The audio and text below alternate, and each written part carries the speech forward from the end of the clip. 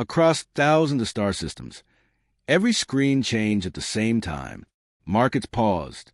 Warships froze in mid-maneuver. Even distant mining colonies saw their feeds cut and replaced with the same signal. There was no warning, no message of war, no demand, no countdown, just a stage under white light. And silence. On Earth, inside the United Nations war chamber, the room went still. Diplomats from different nations stared at the central projection. Military officers stopped speaking. A technician whispered that the signal was overriding secure channels. It was coming from the Dominion. The alien Dominion did not rush. They wanted attention. They wanted the galaxy watching. The camera moved. A tall, armored Dominion official stepped forward. His voice was calm, almost bored. "Today," he said, "we demonstrate the weakness of humanity." Behind him stood a small human child. The child's hands were bound, but he was standing. His clothes were simple. His face was pale, but he did not cry. He looked confused, not afraid. He looked like any child taken from home too quickly to understand what was happening. Across alien space, reactions were mixed. Some empires leaned closer with interest. Others shifted in their seats. A few leaders muted the sound, but they did not turn off the screen. No one interfered. The Dominion official continued speaking. He explained that humans were emotional, that they relied on family bonds, that their weakness was attachment. He said that if the galaxy wished to control Earth, it must first prove that those bonds meant nothing. "This," he said, gesturing to the child, "is a lesson." On Earth, no one spoke. A young aide in the war chamber began to cry quietly. An admiral placed a hand on her shoulder without looking away from the screen. The Dominion called it psychological warfare. They believed that by showing pain, by showing loss, humanity would beg. They thought humans would break on live broadcast. The camera zoomed in on the child's face. He looked straight ahead. Then the feed shook. The details were not clear. The act itself was not shown directly. The camera turned slightly, focusing instead on the Dominion official's expression. Cold, proud. The signal did not cut. The galaxy understood what had happened. The official stepped back into frame. "Let this be known," he said, "that the Dominion fears nothing from soft worlds." The broadcast ended. Every screen went black. For 10 full seconds, no system in the known galaxy transmitted anything. Then regular signals resumed. On Earth, the war chamber remained silent. No one shouted. No one slammed a fist. No one demanded an instant strike. The Secretary General closed her eyes. Slowly, carefully, a general at the far end of the table leaned forward. His name was General Marcus Hale. He had served in 3 off-world conflicts. He had seen cities burn. He had seen alien fleets fall. He did not look angry. He looked certain.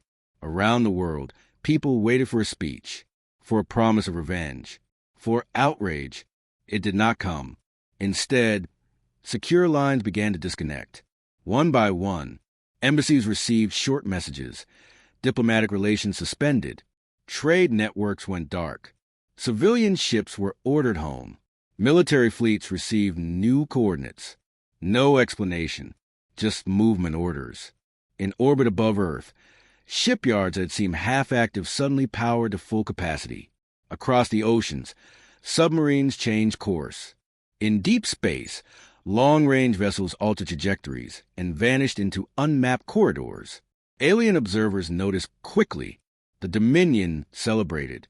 Their news networks replayed the broadcast again and again. They showed human cities in silence and called it fear. They showed Earth's quiet and called it surrender. Other empires were less sure. An elder historian from a neutral world spoke during a closed council session. "Deathworld species," she said, "do not always respond loudly." She paused. "They respond finally." Back in the UN war chamber, the silence finally broke. Not with shouting, with orders. Encrypted files were opened that had not been accessed in decades. Contingency plans once labeled impossible were reclassified as active. Old alliances were contacted with short, simple messages. "Stand clear." The Secretary General looked at General Hale. "Casualty confirmation?" she asked softly. He nodded once. No one said the child's name. It was not needed in that room. Every person there understood. The galaxy thought humanity would scream. Humanity did not scream. Humanity remembered. Hours later, long-range sensors from several alien systems reported something strange. Human fleets were not moving toward Dominion borders in anger. They were moving with purpose. Precise formations, measured speed, supply lines already calculated. In the war chamber, the lights dimmed as tactical projections filled the room. General Hale stood. "They believed this was a lesson," he said quietly. No one interrupted. He looked at the image of the Dominion emblem still frozen on one screen. "They don't understand what they've done." The room remained silent. But across Earth, engines were starting. And this time, there would be no broadcast. The galaxy waited for noise. They expected anger. They expected riots in human cities. They expected emergency speeches filled with grief and threats. They expected emotion. Instead, Earth went quiet. Not the quiet of fear. The quiet of something closing its doors. Within hours of the broadcast, every human embassy outside Earth sent the same short message. Diplomatic relations suspended until further notice. Alien ambassadors were escorted politely but firmly to orbit. No arguments. No debates. Just procedure. Trade routes that had run for decades powered down. Cargo freighters receive recall orders. Ports that once glowed with activity dimmed their lights. Human merchant ships turned around mid-journey. Civilian communication networks began to restrict outward signals. At first, it looked like technical failure. Then analysts realized it was deliberate. Earth was folding inward. Human fleets were the strangest change of all. Across known space, patrol ships disappeared from standard lanes. Exploration vessels stopped transmitting. Defense platforms powered down their public beacons. To outside observers, it looked like retreat. The Dominion celebrated. Their news networks replayed the execution broadcast and showed images of silent human cities. Commentators smiled. "Observe," one Dominion analyst said. "They cannot even speak." The high command of the Dominion issued no new warnings. They believed the lesson had worked. Across the galaxy, opinions were divided. Some minor empires felt relief. If humanity was broken, there would be no war. Others were uneasy. In a private council chamber on a neutral world, alien strategists studied the silence. A young analyst pointed to the trade data. "This is economic collapse," he said. "They are destabilizing." An older historian shook her head slowly. "No," she said. "This is isolation." She leaned forward and activated an old archive file. Records from early human conflicts. Images of Earth's past wars. Data from survival environments. Harsh climates. Natural disasters. Long histories of endurance. Deathworld species, she said quietly, do not respond emotionally. The room was silent. They respond permanently. Back on Earth, deep beneath reinforced stone and steel, the war chamber remained active. No press conferences were scheduled. No public addresses were given. The world leaders spoke in short sentences. Confirmation reports moved across secure displays. Fleet readiness, industrial capacity, resource allocation. In a separate underground facility, a vault was opened. Inside were protocols that had never been used. Plans designed only for the worst-case scenario. The files were labeled with calm language, but their intent was clear. Deterrence had ended. Resolution had begun. Military doctrine shifted that day. For decades, humanity's strategy had been simple. Prevent war through strength. Show enough power to discourage attack. Now the language changed. Objectives were rewritten. The new directive did not say retaliate. It said neutralize. Factories that once built civilian transports began converting production lines. Space stations altered their output. Research divisions released technologies long kept classified. Artificial intelligence systems were granted expanded authority under wartime clauses. All of it was done without announcement. Across Earth, daily life continued. People went to work. Children went to school. Markets opened, but something had changed beneath the surface. Satellites shifted their orbits slightly. Power grids rerouted energy. Deep space listening posts adjusted their focus outward. Human fleets did not gather invisible armadas. They vanished. Sensors across the Orion sector attempted to track them. Each time, the trails ended in empty coordinates. The Dominion interpreted this as weakness. "They scatter," a Dominion admiral said during a strategic briefing. "They hide in fear." He displayed a map showing declining human presence along shared borders. "We will allow them time to understand their place." Laughter filled the Dominion command hall.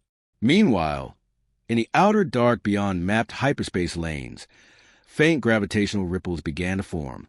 Old jump corridors, routes abandoned decades ago, activated one by one. Human ships emerged in silence. Not hundreds, thousands. They did not light up public transponders. They did not broadcast formation signals. They assembled in deep space, far from trade routes and observation satellites. Supply ships arrived first, then carriers, then heavy cruisers. Each fleet moved with precision. No celebration, no anger, no speeches, just preparation. Back in the Neutral Council chamber, the elderly historian received new sensor data. Her hands trembled slightly as she expanded the projection. Deep space anomalies. Mass signatures too large to ignore. "Those coordinates," she whispered. The young analyst leaned closer. "They're not near Dominion territory." "No," she replied. "They're staging grounds." On Earth, General Marcus Hale stood before a large tactical display. Red markers showed Dominion military infrastructure. Blue markers showed confirmed fleet positions. Between them, vast empty regions glowed softly. "These corridors were mapped 2 generations ago," an officer said. "We never published them." Hale nodded. "Good." Another officer spoke carefully. "Sir, public morale?" "Stable," Hale replied. "They trust us." He looked at the screen where thousands of blue markers were slowly aligning into structured formations. Humanity had not retreated. Humanity had concentrated. Hours later, long-range sensors across multiple alien systems began reporting the same anomaly. Deep space jump signatures. Large ones. At first they were dismissed as errors. Then more readings came in. Then more. Thousands of vessels were emerging from corridors no one had recorded. The Dominion finally noticed. Their outer listening post detected gravitational distortions beyond known hyperspace lanes. A Dominion commander frowned at the incoming data. "That's impossible," he said. But the readings continued. In deep space, far from cameras and propaganda, humanity's fleets were assembling, not scattered, not broken, waiting. The galaxy had mistaken silence for surrender. They were about to understand the difference. Humanity wasn't hiding. They were assembling. The first Dominion military outpost went offline at 3:17 standard cycle. There was no explosion on public channels. No distress call. No emergency beacon. One moment it was there. The next moment it was not. Dominion Command assumed it was a technical fault. Power grid failure. System crash. Routine error. They sent a diagnostic ping. No response. They sent a patrol ship. The patrol ship arrived to find empty space. The outpost had not exploded. It had not burned. It had not been scattered into debris. It was simply gone. Hours later, a second installation disappeared. Then a third. This time the Dominion scrambled fleets. Sensor logs showed something disturbing. Brief gravitational distortions. Clean entry vectors. Perfect exit timing. Human ships. They struck fast and left nothing behind that could be used again. Shipyards in the outer systems went dark. Fuel depots lost power. Communication relays failed one by one. Each strike followed the same pattern. No civilian districts touched. No population centers attacked. No random destruction. Only military infrastructure. Only strategic targets. It was not chaos. It was a checklist. Across the galaxy, emergency meetings began. Neutral empires opened secure channels. Analysts studied the attack paths. The movements were efficient. Each strike weakened the Dominion's ability to respond. Supply lines collapsed first, then ship construction capacity, then command relays. The Dominion fleet found itself blind in certain sectors. A young alien strategist stared at the projection map in disbelief. "They're not expanding territory," he said. "They're reducing capability."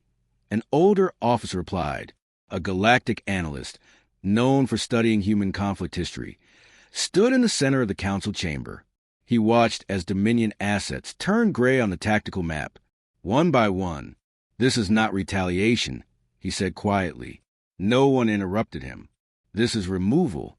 The word stayed in the air. Human fleets move like machines. Strike groups appeared only where needed.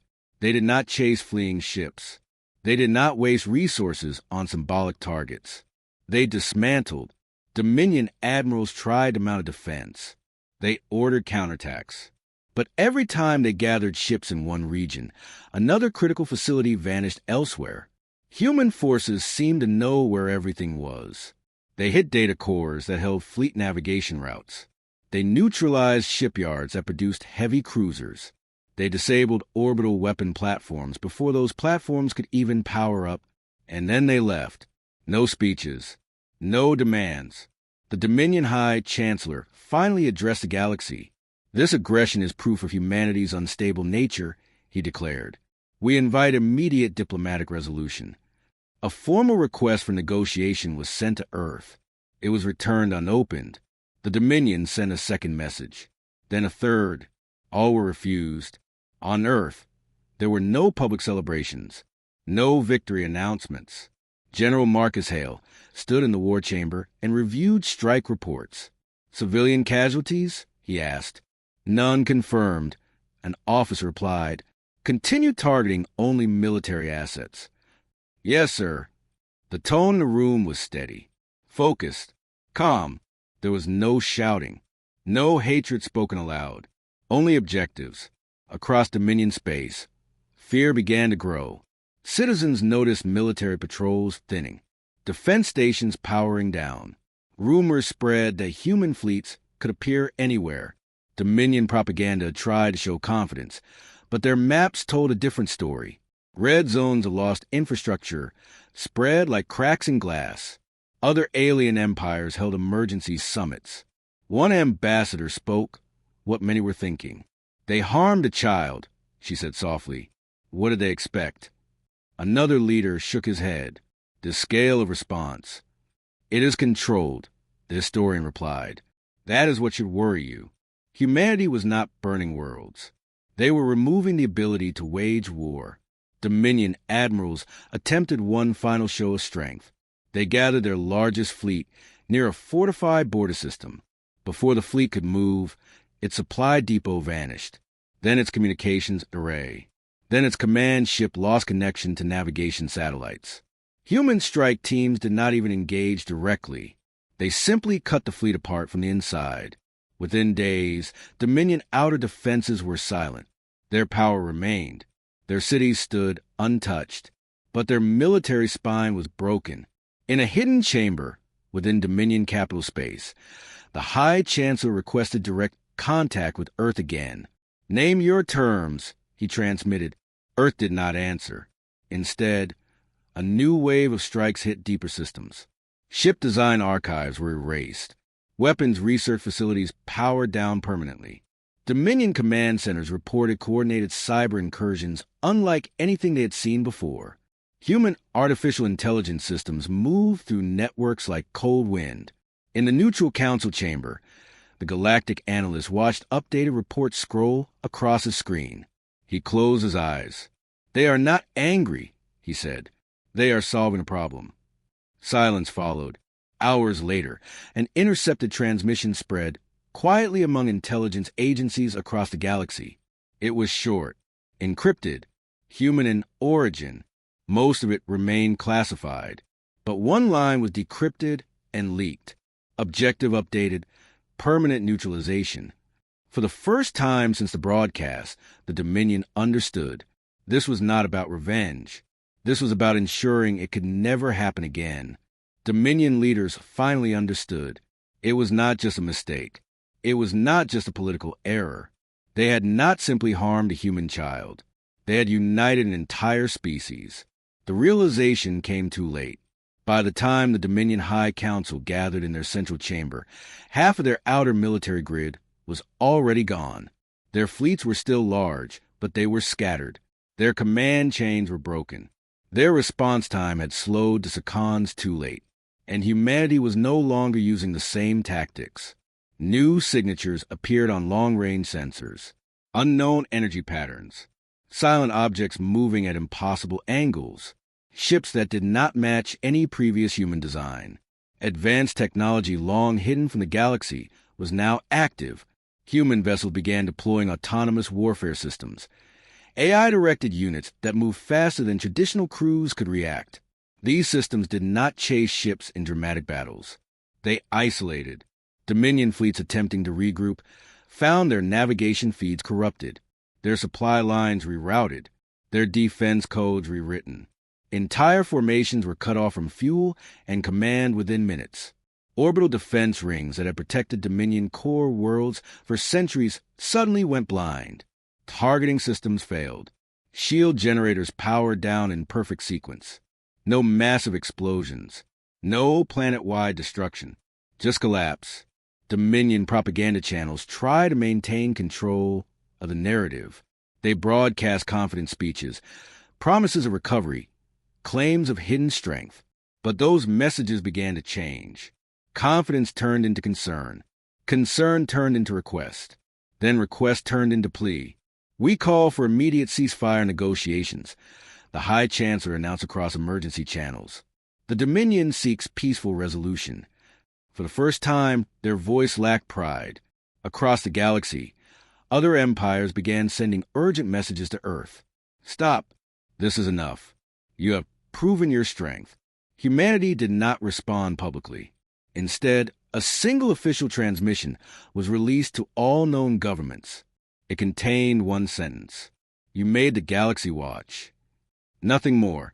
The meaning was clear. What followed was not chaos. It was enforcement.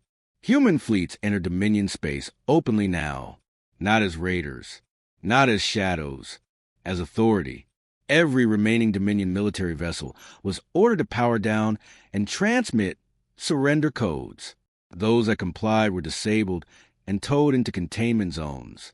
Those that resisted found themselves isolated by AI units and rendered immobile within minutes. Complete disarmament began.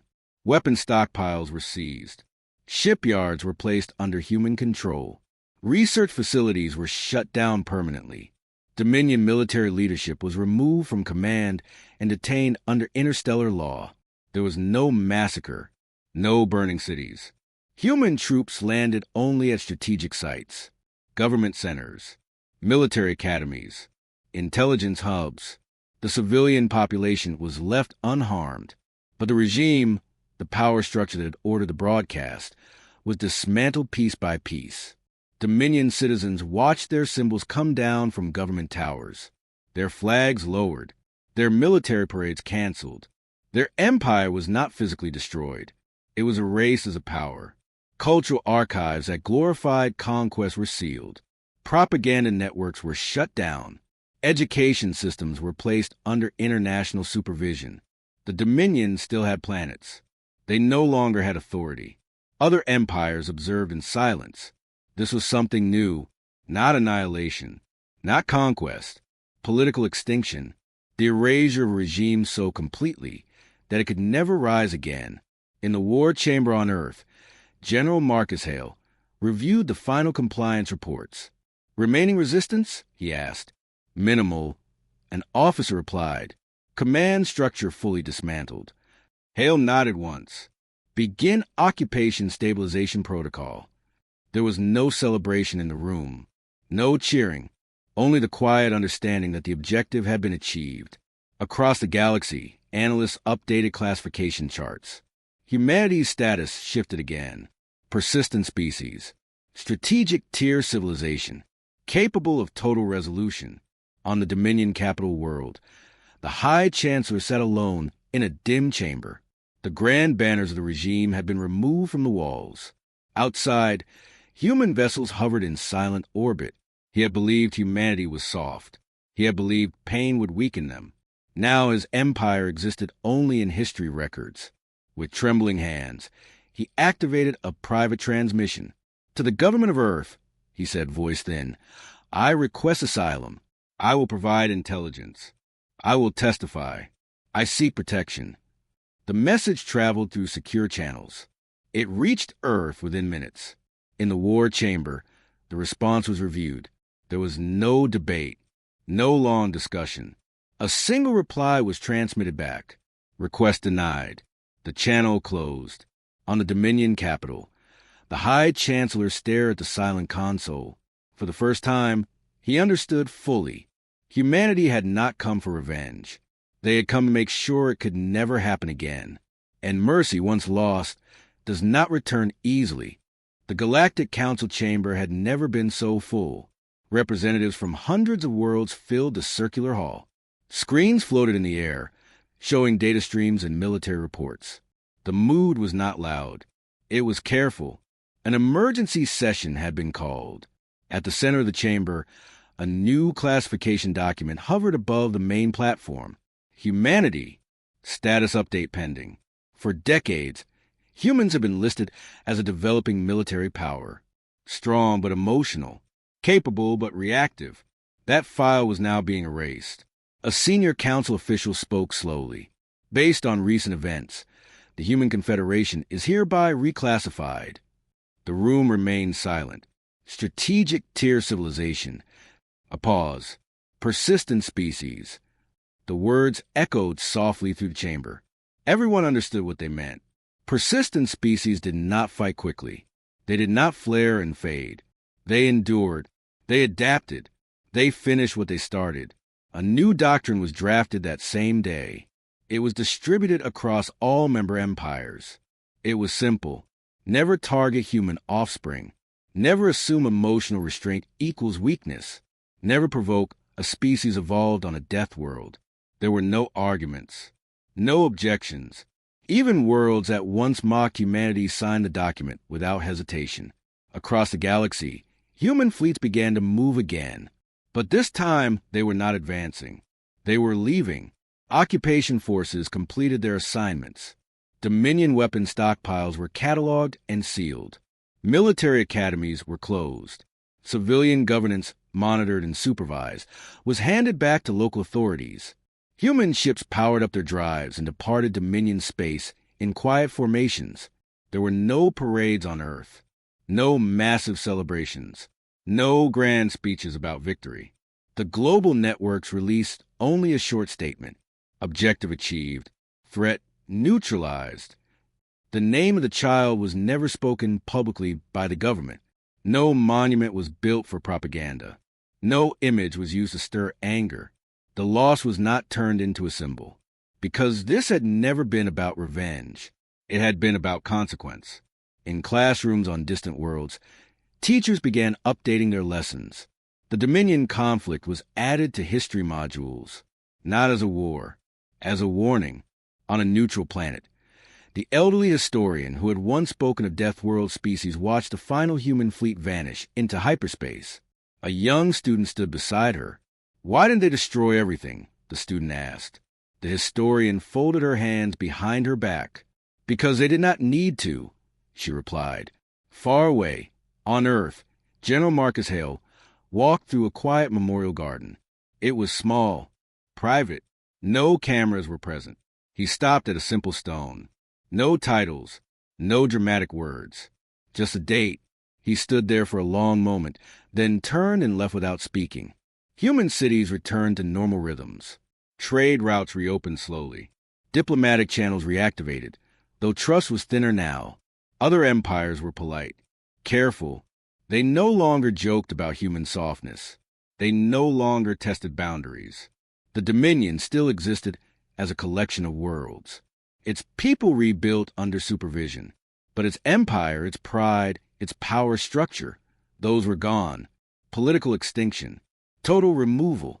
In the Galactic Council chamber, the final session of the emergency gathering came to an end. A council member summarized the event in one sentence.